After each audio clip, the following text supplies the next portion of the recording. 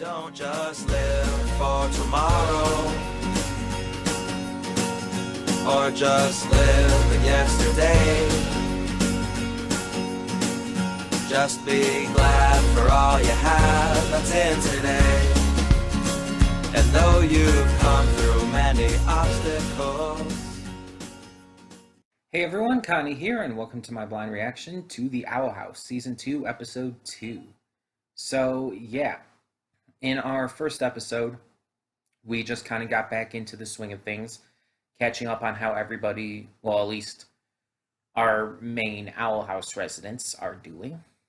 And we had a little bit of a pirate adventure. We got to meet the Golden Guard and got a little hint at what Emperor Bellos is doing. And so now, I don't know where the rest of the season is going to go, but I'm hoping that this season does really step it up from the first. Like, I liked the first. I liked it very much, but I really want this season to step it up a lot. Especially since season 3 is going to have, like, only 3 double-length episodes, which is disappointing, but Disney being Disney, fucking everything up. Either way, I'm hoping for the best with this season because this is still a full-length second season, and we'll see how it goes from here. So let's just get this going and hope for the best. When the screen fades to black, pause this redirect and go to the description below. Follow the link to the reaction, and after you watch it, come back here to the redirect and resume play. Because after it fades to black and then fades back in, everything from that point forward will be my afterthoughts and will contain spoilers to the episode. So, that being said, thank you so much for tuning in, and I will see you at the reaction. And we are back, and we'll begin with spoilers in 3, 2, 1, now. So, a lot of big stuff this episode. But 3 main points to talk about. First, we finally get to meet Amity's parents. Like I mentioned, we got a glimpse at them in the shadows and everything in season 1. During the episode when they were dealing with Willow's memories and stuff, we got to find out why Amity and Willow stopped being friends for a time. And we saw a younger Amity being talked to by her parents and basically being forced to give up that friendship if she wanted to get into Hexside and everything. And get Willow into Hexside as well. And it's really terrible, and we can see that really hasn't changed too much. Her parents run this corporation that deals in abominations. But not just regular abominations, using weapons based around them, as well as upgraded, like, soldier variants of the abominations. And this is actually really cool for a number of reasons. The big one being, I wanted to see what more they could do with the abomination tract. Because out of all the different types of magic we've seen, the abomination magic has been honestly the weakest for me. It just seems like, okay, you can kind of create these servile slime monsters. Whoop-de-doo. But getting to see more different uses for that through Odalia and Alador's various weaponry and soldiers and whatnot is really cool, honestly. Expanding upon the tract is something I was really hoping we would get to see at some point, and I'm glad we actually got to see it now. So I really like that, but we see that they're putting on these demonstrations with Amity kind of forced to basically take the fall for these abominations, despite being strong enough to destroy them. Unfortunately, she doesn't adhere to that at one point, and because of that, and finding out about her friends, her mother gets very aggro. and decides to get Luz, Willow, and Gus expelled, as well as to increase Amity's studies. And due to the power that they have, Principal Bump can't even refuse. He doesn't really have the option to, despite not wanting to do this, and that's made very clear. Eventually, Luz decides to take Odalia up on an offer to basically take Amity's place, testing out these new abominations and everything, these new weapons, and specifically a new upgraded version of the soldier. And it seems very clear that Odalia is planning to kill Luz. Because as it's put, this thing will not stop until it destroys its target. And even when like Luz is like, okay, that's enough, I think they get it, and she reiterates that, it's like, oh, you're actually trying to kill her here. Fuck you.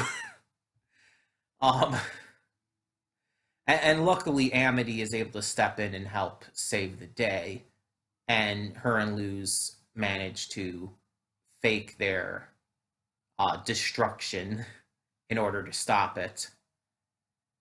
And thanks to some assistance from Alador, though he does seem to have ulterior motive for sure, it seems like Luz, Gus, and Willow will be allowed back in.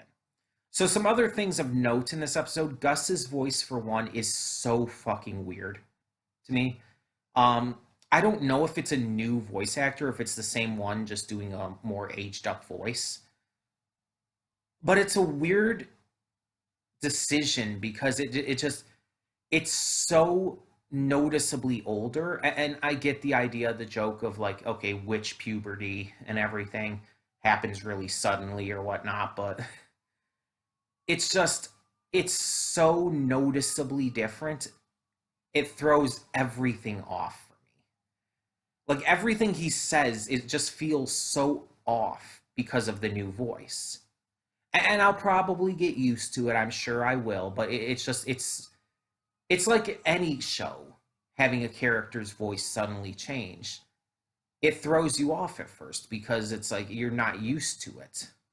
And you're not used to that character's personality coming from that voice. So, yeah. But it very much was throwing me off. But let's talk about Odalia and Alador. So Alador seems like kind of a mad scientist type character, but he's also really kooky and very easily distractible. He seems very interested in weird things, but he also seems to hold Odalia's kind of no-nonsense view on things as well. At least he, based on his words at the end and everything, he seems to definitely be all for making sure Amity remains in her path to kind of inheriting their legacy and everything.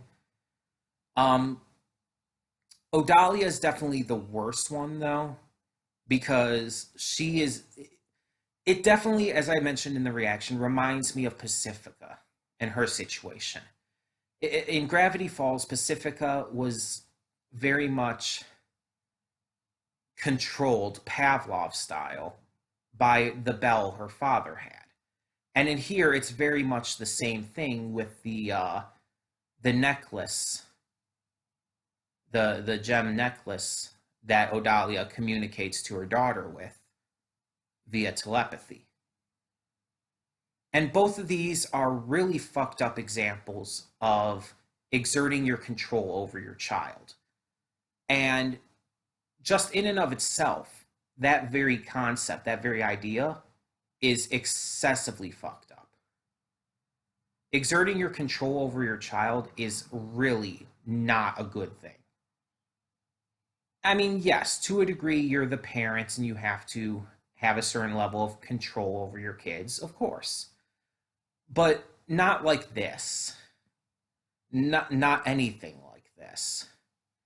This is to a point where it's gross, it's wrong, it's horrifying, and it's very clear that it's toxic. to the child, or, well, teenager in this case. Um, and it's very clearly having a very negative effect, just like with Pacifica. Every time we saw Pacifica's father ring the bell in Gravity Falls, you'd see Pacifica back off and become subservient to her father. In this same way, when you saw Odelia speak through the gem, you would see Amity kind of just retreat into herself. And God, I hate it so much. I hate that so much. But we see that through her love for and desire to protect Luz, Amity is able to overcome that. Just as Pacifica was able to overcome it with her desire to save those that she had actually started to care about. Ever since the golf episode in season 2 of Gravity Falls. And so I really, really enjoy what they're doing with this. The parallels here are very heavy. And I loved Pacifica in Gravity Falls. She was one of my favorite Gravity Falls characters, without question. And seeing that kind of comparison here is just, it's really cool. And Amity's already my favorite character in this series, so definitely helps the comparison. But also to note, I am very, very confident that there's going to be a lot of people simping over Odalia.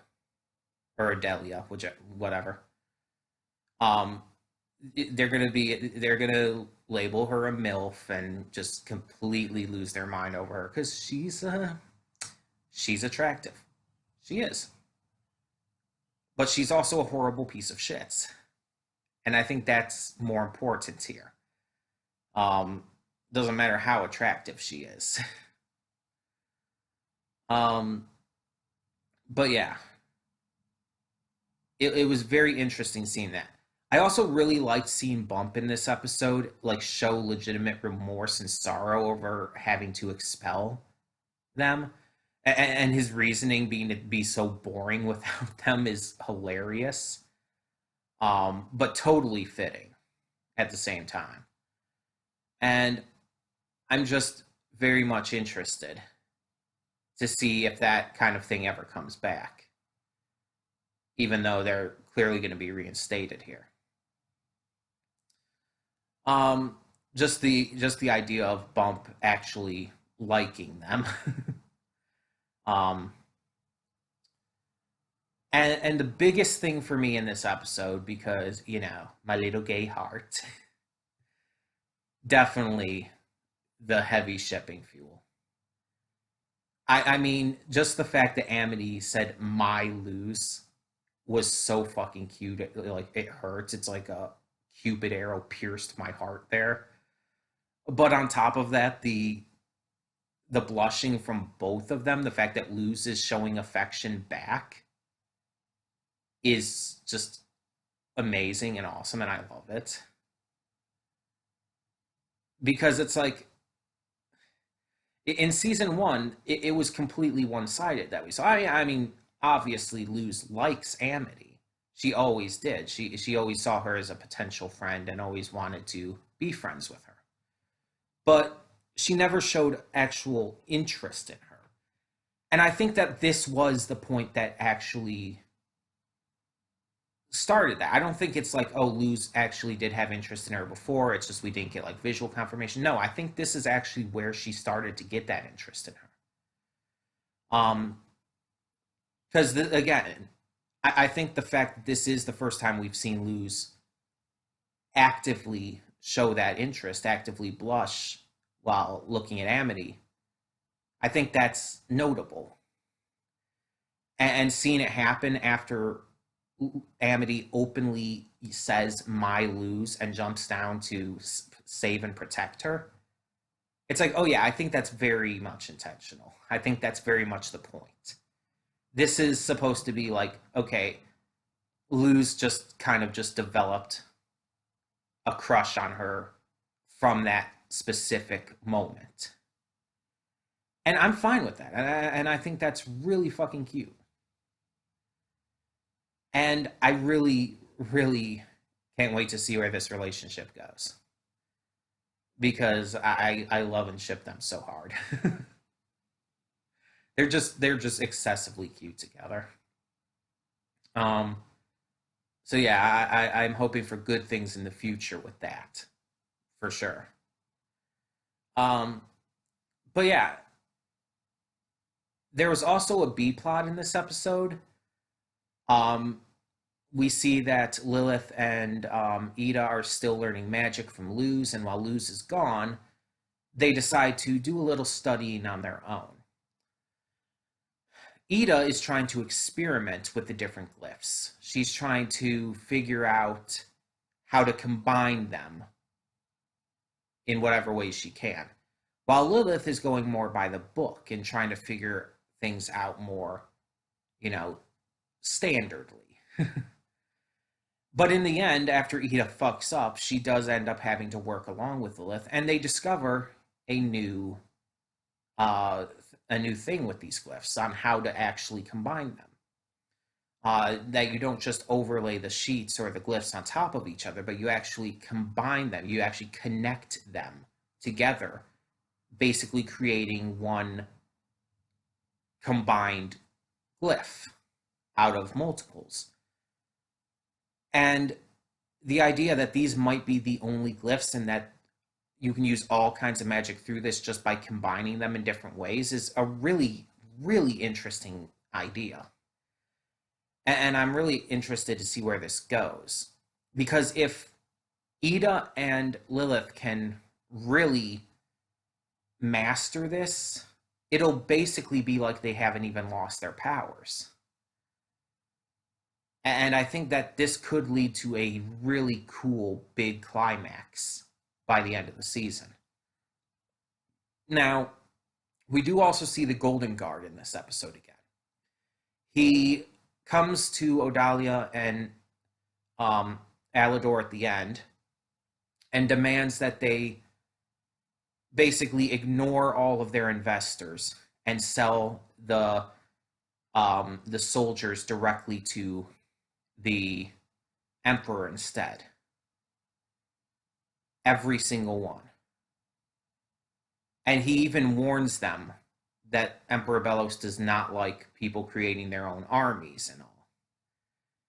And so it seems like there might be some big setup with this. With Emperor Belos now having these armies, we already know he's trying to invade the human realm. They're definitely building to something big here. I think this season's going to have one hell of a huge climax. And it's really going to get intense.